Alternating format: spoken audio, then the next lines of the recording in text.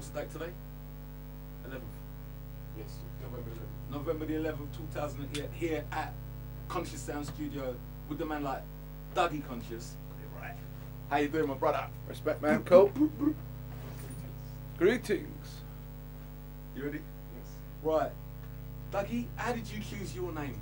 Dougie Conscious. Basically, because my label was called Conscious Sounds, and every time I used to go on the internet, people used to call me Dougie Conscious. So basically, I just got it from there. Okay, it just grew naturally. It just grew, really. You know what I'm saying? Okay. Dougie, what got you into roots and dub music in the first place? Where did it all start? It started at school, really, or even before school. You know what I mean?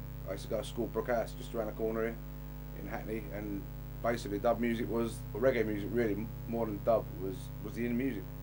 People used to play it in the tuck shops, things like that, you know what I mean? Skylarking and all them old kind of tunes, Horace Sandy, you know, through the 70s. And that's how I basically got into it. And kids I grew up with, you know, if you come from Hackney, then you cannot really, you always hear reggae music everywhere.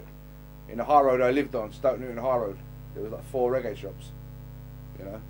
So it's like reggae was everywhere. It was the in popular music, you know, and that's what I got into it. Okay. Growing up with it, really. Okay. Next question is, the music, Dougie, where in your opinion does it come from originally? Jamaica, innit? The old roots and dub thing comes from Jamaica. I think what we're doing in England now, what I try and do is try and emulate them same steppers tunes that I used to love, like, you know, Hard Times, Pablo Gadden, Think Twice, Darrell Williams, them Channel 1 tunes, King Tubbies, you know.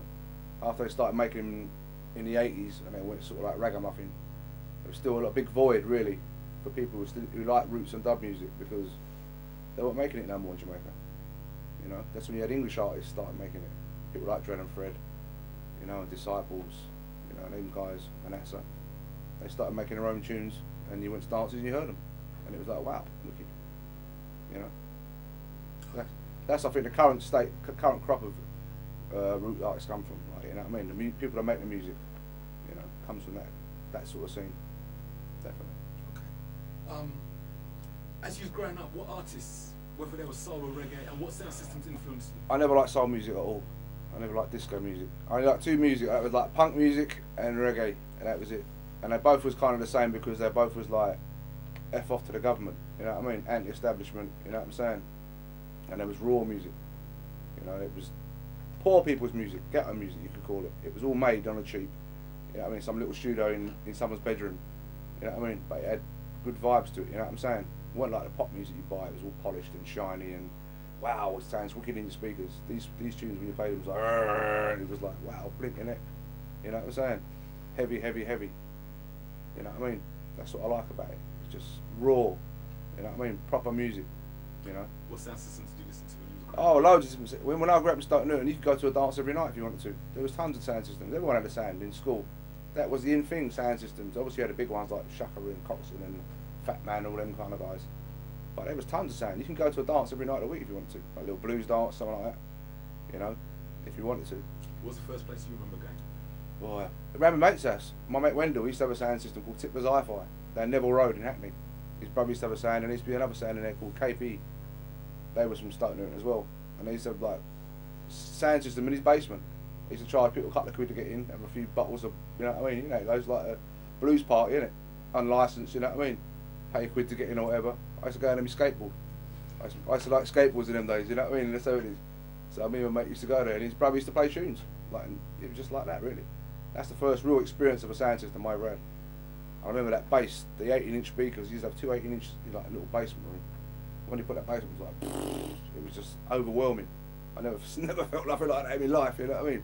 It was like, it was mad, you know. That's the first time, and I must have been about 11 or 12, something like that, you know what I mean? But yeah, that's it, really. My first real experience. Okay, and Dougie, I've always wanted to ask you this as well. What inspired you to actually get into producing? To actually making the music? Yeah. Well, to be honest, I think it was the whole scene in the late 80s.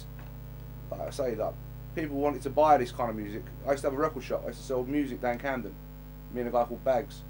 We used to have a store. We used to sell all this music for years. But no one, when we tried to buy the music from Jamaica, there was none there. You know what I'm saying? We tried to look. We used to go dub vendor. Asked John, I said, "You got any dub tunes?" And he used to go, "No, I'm dub. That's finished, man." It was like over. It was all bashment, ragga ragga, and bogle and all that sort of stuff, which I wasn't really into, to be honest. You know what I mean? But like I said, then he used to go Shaka, and he'd play like a couple of new digital stuff that he's made, but it was the same kind of style as the tunes we really liked. Like say them Stepper tunes, Door, Channel 1, the Tubbies, you know what I mean? And when I sort of heard them, I thought, yeah, man, I would like to make tunes like that. Basically, them kind of tunes inspired me to make my own ones like that. You know what I'm saying? What equipment did you start off with? I started off with, well, it wasn't actually my equipment; it was Manasseh's equipment. He used to have a 4-track, and he used to be, he used to have a little bedroom in a house in Ridley Road, in Hackney, now down to Dalston. And I just went round there one day with my friend Benji, and I see he had a little 4-track, and he was making these dub tunes on it, and that was it, mate. I was hooked. You know, I wanted to be scientist. You know what I mean? I wanted to be King Tubby. Psh, psh, psh. That's what I wanted to be. You know what I'm saying? And that's what I inspired to, man. I want to be scientist. Yang yang chong wallop. You know what I mean? And that was it. I just never looked back since, really. You know, I had a job. I used to work as a crane driver, and in 1989 they made us redundant. And so the money I got from my redundancy, I think I got something like 1,500 quid. And with that, I put my first tune out. You know what I mean? And bought bought a little drum machine. I bought my first drum machine off Nick, which was used on, I think, the first Sandaration LP. You know, some old Yamaha thing, I think it was. I can't remember what it was now. But I learned to use that, dum dum, and just basically went on from there. I recorded my first few tunes around Nick's house in his little bedroom, and then I just progressed and left Nick and started my own thing. Is that what you done? Step in Time? Step in Time, Can't Touch Jar, Original Formula. There's a few other tunes that never got released as well, that never come out. But yeah, some good stuff. You know, it's all done on a little cheap 4-track, and the master was a cassette SA90. Now the quality was pretty limited, but to me the quality didn't matter. You know, because it was more about the vibes. You know what I'm saying? And if it's a good tune, it's a good tune, whether it's extra polished and sound brilliant, or if it's raw and as long as it's good, you know, it has that vibe, then it's good. You know, quality to me was always second. The tune is always, you know, if it's a good tune, it will stand through, whether its quality is good or not. So, you know what I mean? Okay. Dougie, this question might be a bit unfair from the point of view that you don't actually run a sound system. But, okay. Sound systems are having it rough at the moment. You know, yeah. Given the current climate, you know, no smoking ban, lack of venues, noise limitation. What do you see for the future of sound systems? Well, to be honest, pretty good. Because I go to France and them places, and every time I go there, there's a new sound system started. Maybe not so much in England, but definitely abroad in Europe and them places. They're mad for it out there. You know, so I think the future's good, really. You know what I'm saying? There's more and more people making sound systems now. Even now, I think they even got a cup dance coming soon, haven't they? Asher's doing an next cup dance, apparently.